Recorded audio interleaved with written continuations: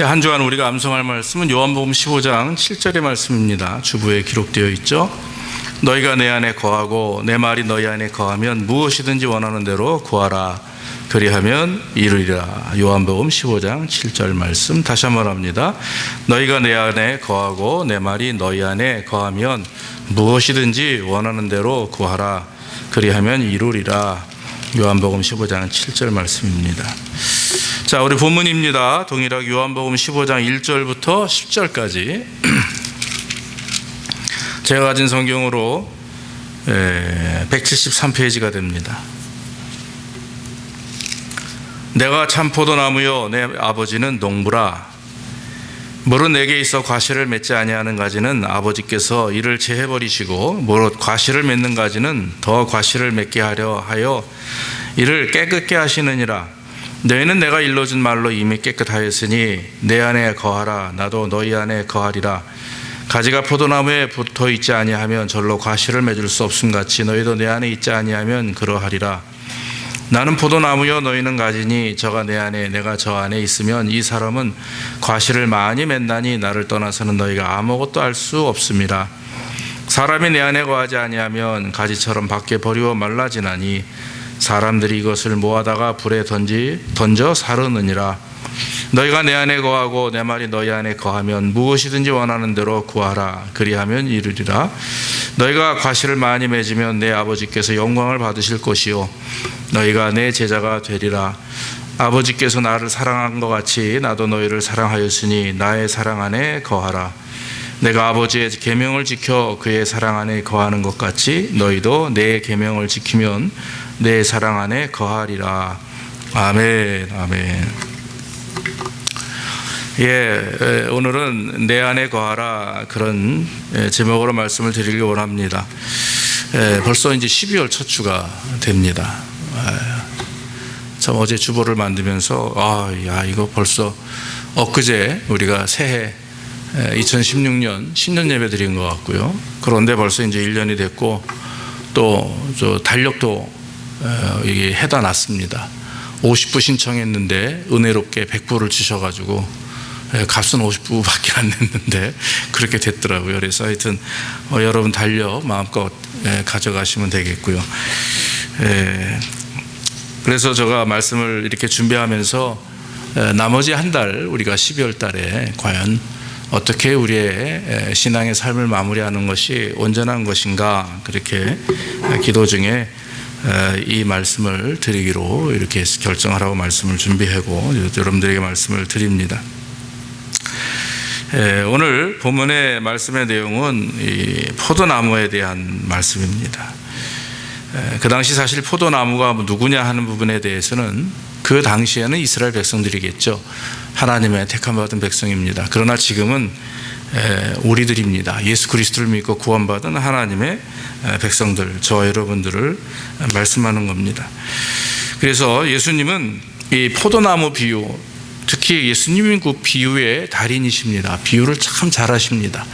그래서 어부들이 많은 그런 그 회중이 모인 그런 집회 장소에서는 고기 잡는 것에 대한 말씀을 많이 하셨고, 또 농부들이 많이 모여 있는 것 같다 싶으시면 밭 가는 얘기, 씨 뿌리는 이야기로 비유로 말씀을 하셨고, 또 이렇게 포도나무나 이런 농사법 같은 것을 사용해서 말씀을 증거하셨다라고 하는 거죠.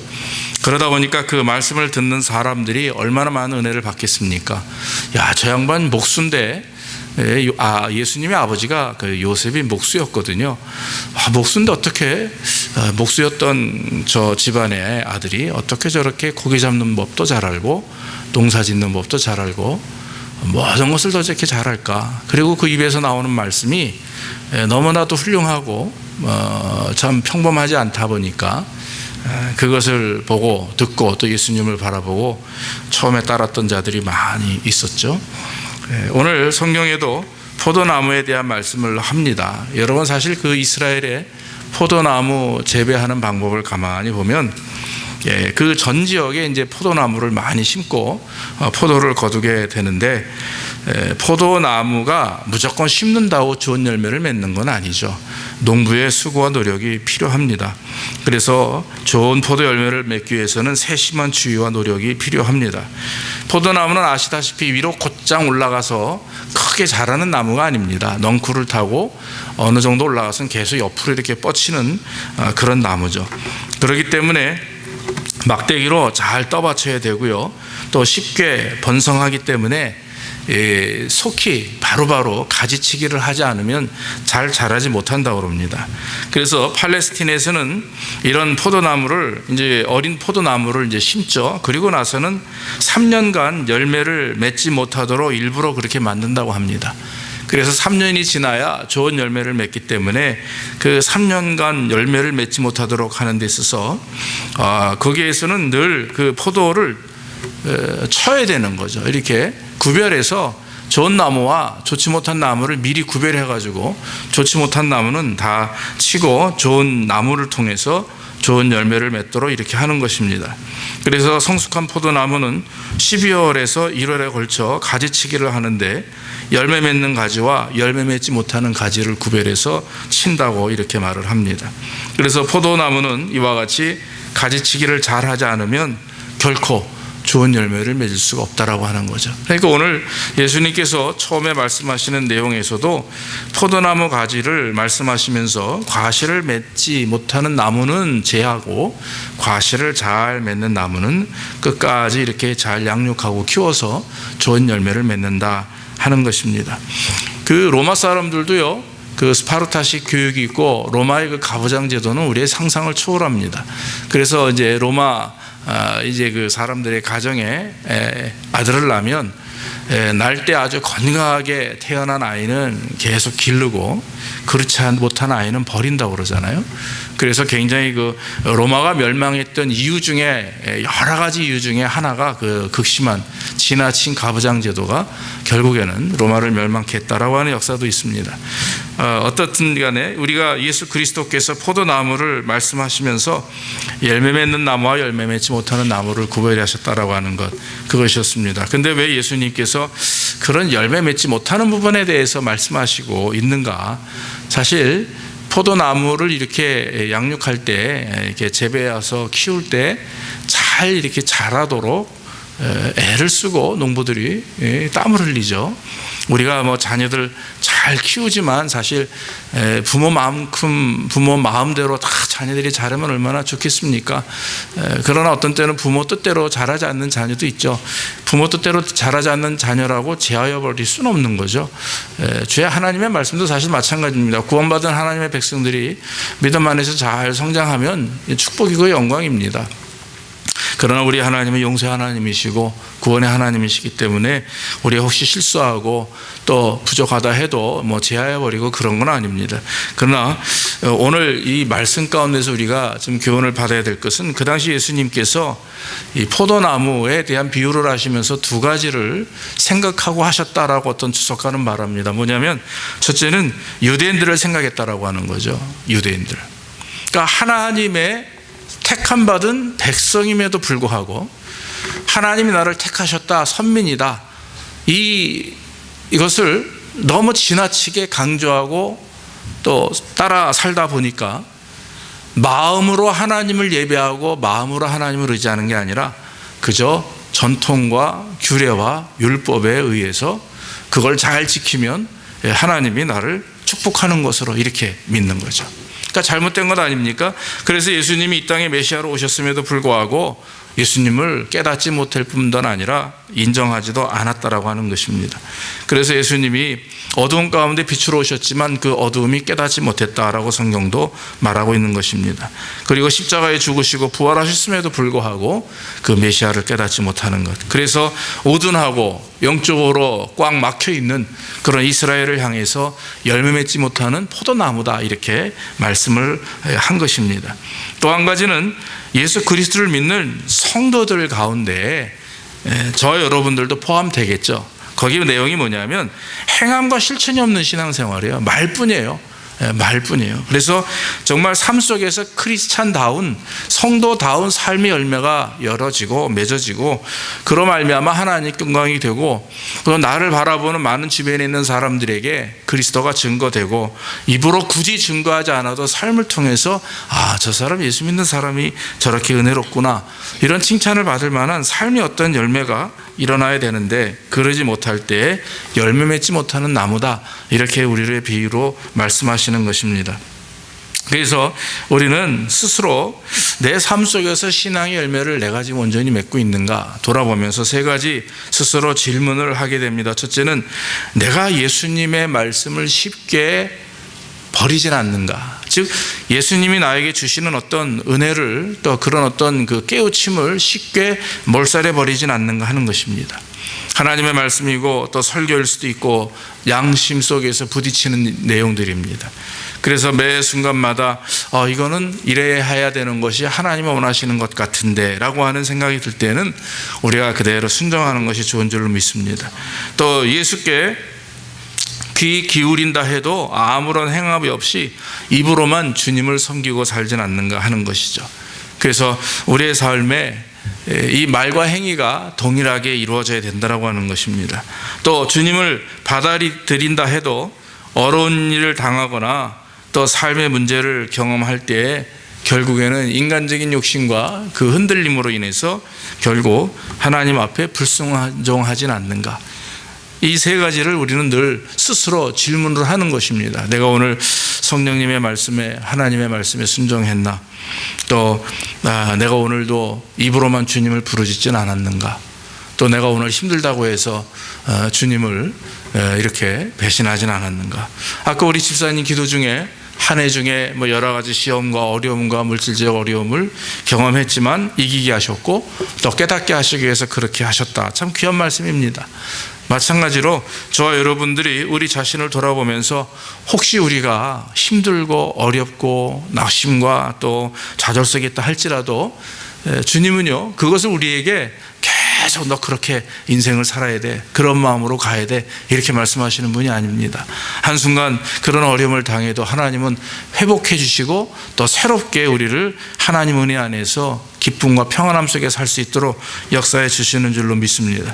오늘 그러기 위해서 그렇게 우리의 남은 인생 2016년 한 달뿐만 아니라 앞으로의 우리의 인생이 날마다 이런 거 실수 없이 열매 맺지 못하는 그런 삶의 모습이 아닌 날마다 풍성하고 평안하고 아름다운 하나님의 자녀로서의 삶을 사는 가장 핵심적인 내용이 뭡니까? 오늘 성경 보니까 내 안에 거하라예요. 내 안에 거하라.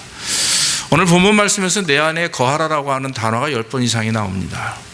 그러니까 하나님 예수 그리스도 안에 거하라라고 하는 거죠. 4절에도 내 안에 거하라 나는 너희 안에 거하리라. 가지가 포도나무에 붙어 있지 아니하면 절로 과실을 맺을 수 없음 같이 너희도 내 안에 있지 아니하면 그러하리라 그랬습니다. 그리스도 안에 거한다는 말이 무엇입니까? 바로 관계를 말하는 거죠. 그러니까 여러분 뭐 이 비유가 맞을지 모르겠지만 남자와 여자가 서로 사랑하며 가정을 이루기까지는 서로 안에 눈빛만 봐도 알잖아요. 저 사람이 뭘 필요한지 지금 당장 어떤 것이 좋은지 우리 자녀들을 키우다 보면 저 녀석이 지금 뭘 원하는지 이런 걸 아는 거죠. 그러니까 그 사람의 속마음을 다 아는 겁니다. 뭘 의미하는지 또 나에게 뭘 요구하는지. 근데 여러분 우리가 그리스도 안에 거한다라고 하는 말의 의미는 예수님이 지금 눈에 보여서 우리 뭐 가족같이 자녀같이 옆에 나랑 손잡고 가는 그런 어떤 현실적인 스킨십은 할 수 없지만 그러나 여러분 늘 하나님을 생각하고 예수님을 생각하고 또 성경에 나와 있는 말씀들을 묵상하면서 우리는 살아계신 하나님이 인격적으로 우리 안에 다가오는 부분들을 경험하게 된다라고 하는 거죠. 그렇기 때문에 하나님과의 관계가 이렇게 중요합니다. 제가 신학교나 대학원 다닐 때 깊이 하나님의 말씀에 이렇게 파묻혀서 살 그런 아주 중요한 시기가 있었어요. 제 인생에 아주 터닝포인트의 그 시점이 있었는데 그럴 때 보면 이 말씀이 이렇게 그냥 움직이는 것 같은 정말 생명력을 가지고 나에게 역사하시는 능력들을 제가 참 많이 경험했습니다. 그래서 정말 그냥 하나의 책에 나와 있는 성경에 나와 있는 글이 아니라 이 글들이 살아서 인격적으로 나에게 역사하시는 것. 그래서 그 안에 성령님께서 역사하시고 주장하시는 그런 경험들을 하게 됩니다. 그러니까 주님과의 관계라고 하는 것은 단순히 내가 주님을 믿습니다, 벽에다가 대고 소리치는 그런 개념이 아닙니다.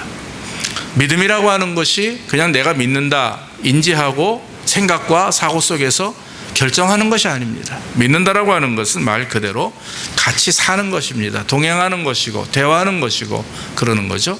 그래서 여러분, 동행이라고 하는 단어가 그렇게 중요합니다.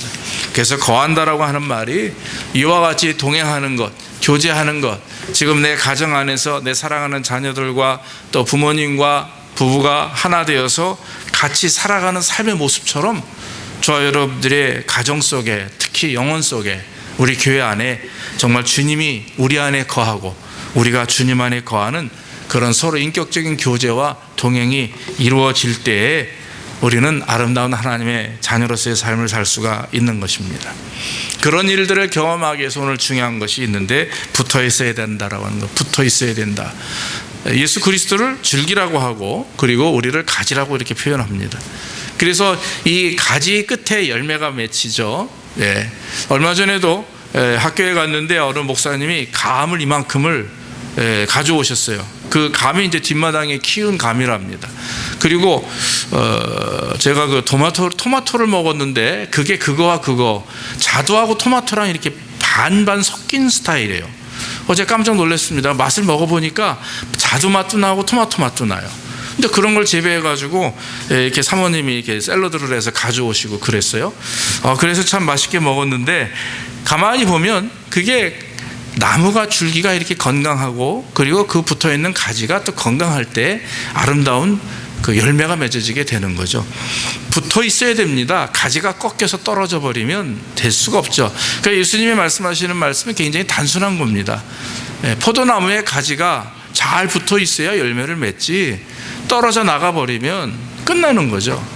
저희 뒷마당에도 제가 나무를 많이 쳐서 이렇게 좀 쓰러져 있는데, 두꺼운 것들은 다 잘라 썼는데 지금 가장 골치 아픈 게 뭐냐면 가지 부분이에요. 아주 삐죽삐죽하게 사방 나와 있죠. 이걸 또 가위로 다 잘라야 되는데 말이죠. 이게 붙어 있어야, 정말 귀찮을 정도로 붙어 있어야 좋은 열매를 맺는 겁니다. 떨어져 있으면 뚝뚝 꺾어져 있고 상해서 병들어서 어디 흠이 나 있으면 절대로 그 가지에는 열매가 맺혀지지 않는다라고 하는 것입니다. 그러므로 우리는 예수 그리스도께 딱 붙어서, 오늘 성경 말씀에도 너희가 나를 떠나서는 아무것도 할 수 없다, 그런 말씀이 있어요.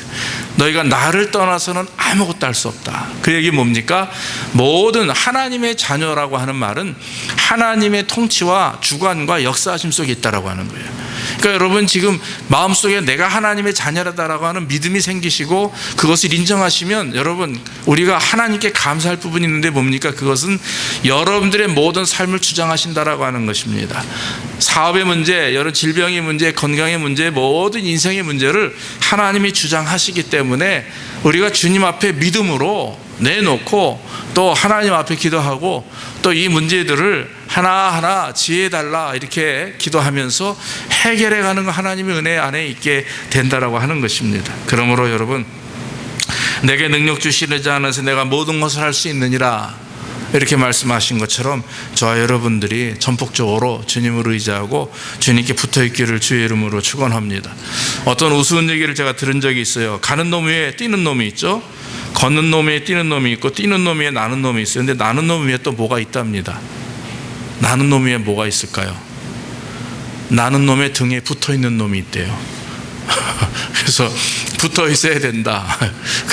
재미있어요, 그렇죠? 사랑하는 성도 여러분, 붙어있는 자에게는요 대책이 없습니다. 하나님 말씀에 꼭 붙어서 정말 주님을 의지하는 자에게 하나님의 역사가 일어나게 될 줄로 믿습니다. 또 한 가지는 주의 말씀에 이제 순종하는 거죠. 순종할 때 주님 앞에, 주님 안에 거하게 됩니다. 10절 말씀에 보면 내가 아버지의 계명을 지켜 그의 사랑 안에 거하는 것 같이 너희도 내 계명을 지키면 내 사랑 안에 거하리라 그랬습니다. 계명을 지키면 사랑 안에 거한다 그랬는데요, 이게 신앙생활 하다 보면 말입니다, 계명을 지키면 사랑 안에 거하기보다 사랑 안에 거하기 때문에 계명을 지키는 게 돼요. 그렇잖아요. 안 그렇습니까?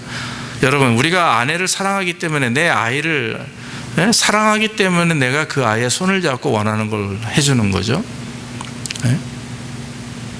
왜냐하면 그 마음을 아니까.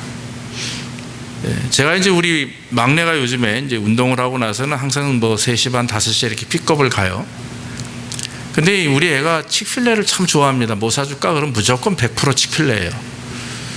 근데 이제 얼마 전에는 사달라고 했는데 참 애매모호했어요. 집에 가면 밥도 있고 5시가 됐는데, 또 지 엄마는 그런 거 막 사주는 거 좋아하지 않으니까 그래 노했어요. 그랬더니 얼굴이 이렇게 약간 좀 화가 나더라고요. 이게 애가 좀 민망해 하더라고요.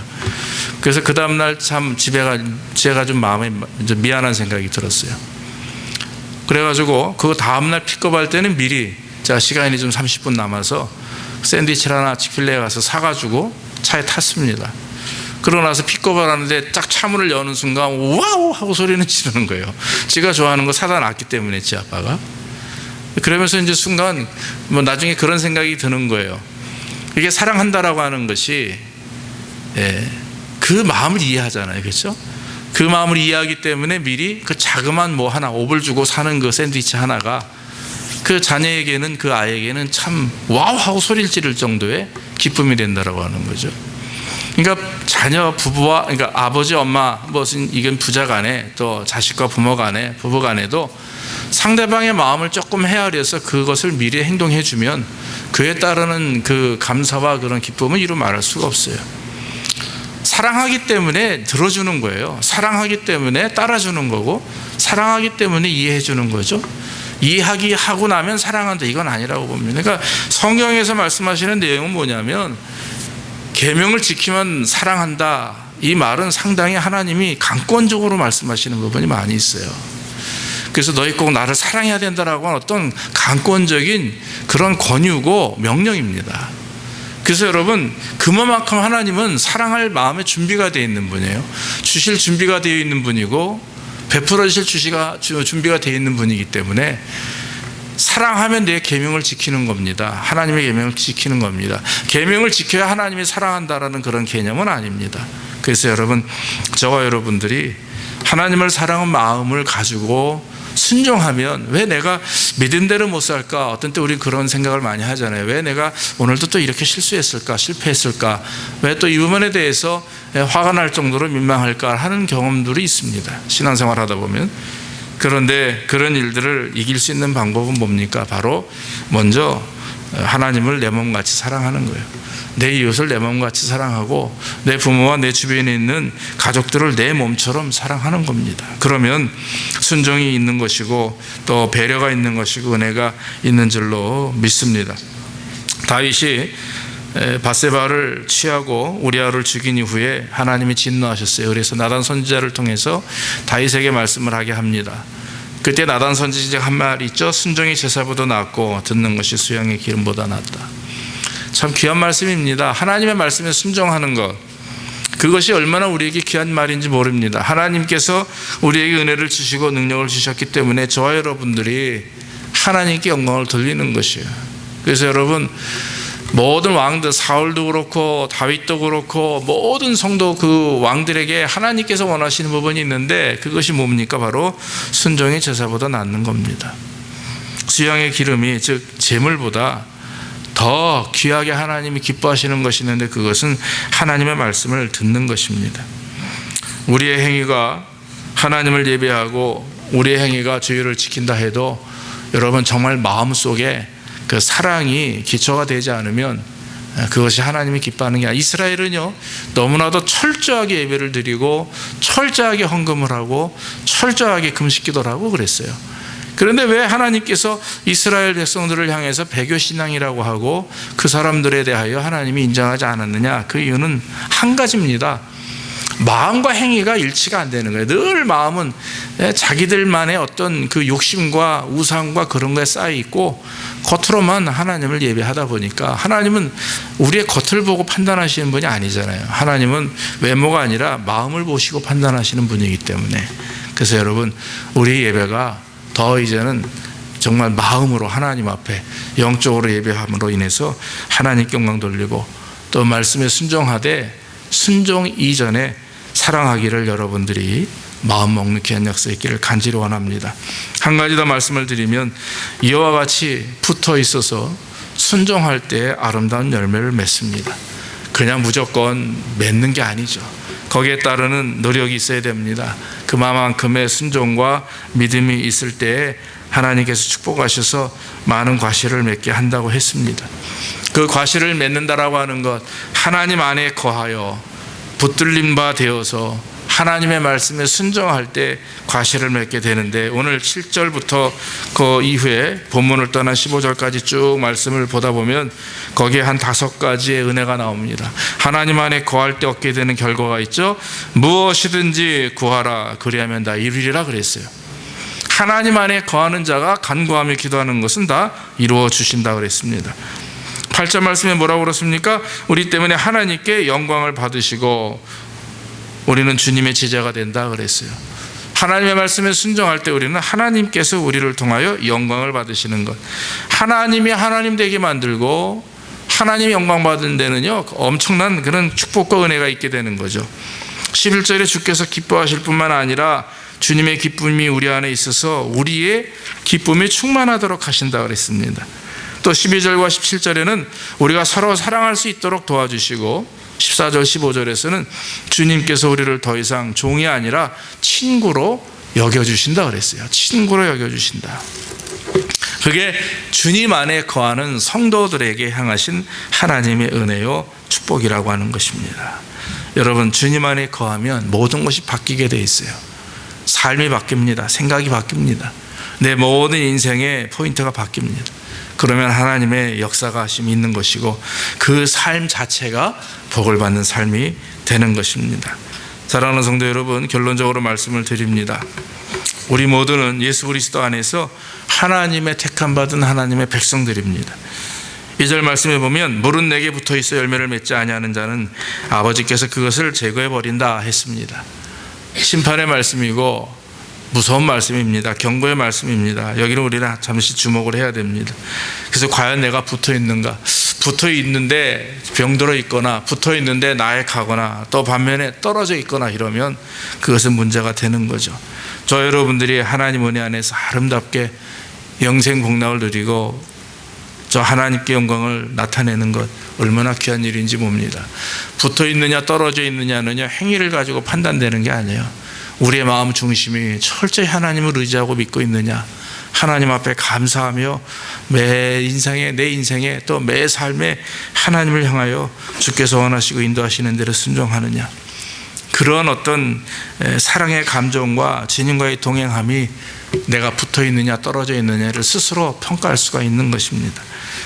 부탁을 드립니다. 모쪼록 남은 한 달 또 앞으로 2017년도가 다가올 텐데 저 여러분들이 내년에도 더 하나님이 기뻐하시는 삶, 또 올 한 해 남은 한 달간 하나님의 은혜 안에 우리가 온전한 삶을 살 수 있는 방법은 한 가지입니다. 바로 그리스도 안에 거하는 것.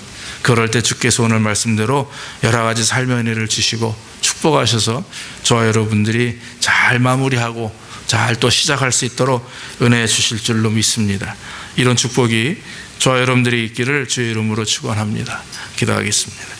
하나님 아버지 감사합니다. 오늘도 하나님의 말씀을 증거할 수 있도록 인도하시니 감사하고, 아버지 우리는 그리스도의 포도나무의 가지인 우리는 더 믿음으로 하나님을 바라보게 하시고 또 정말 단단히 줄기에 붙어 있게 하시고 또 늘 하나님의 말씀에 순종하며 또 나아가 헌신하는 가운데 주께서 주시는 축복과 공급을 통해서 아름다운 열매를 맺을 수 있도록 우리에게 복을 내려 주시옵소서. 우리 사랑하는 집사님들의 각 가정마다 또 그들의 하시는 모든 일 속에 또 자녀들에게 하나님 함께 하시고, 특별히 질병과 또 불편함으로 고통받는 우리 성도님들, 집사님들 계신데 하나님 치료하시고, 또한 하나님이여 그들의 사업에 복을 주시되 사업 가운데 아무런 어려움 없이 형통의 역사가 있게 하셔서 정말 영적으로 통하면 모든 삶이 형통한다고 하는 그 진리를 깨닫게 하시고 늘 우리가 주님 앞에 온전히 나아가는 귀한 삶이 되게 축복하여 주시옵소서. 감사하고 예수님의 이름으로 기도하옵나이다. 아멘. 찬송가 우리 490장 찬송하시면서 예물 드리겠습니다.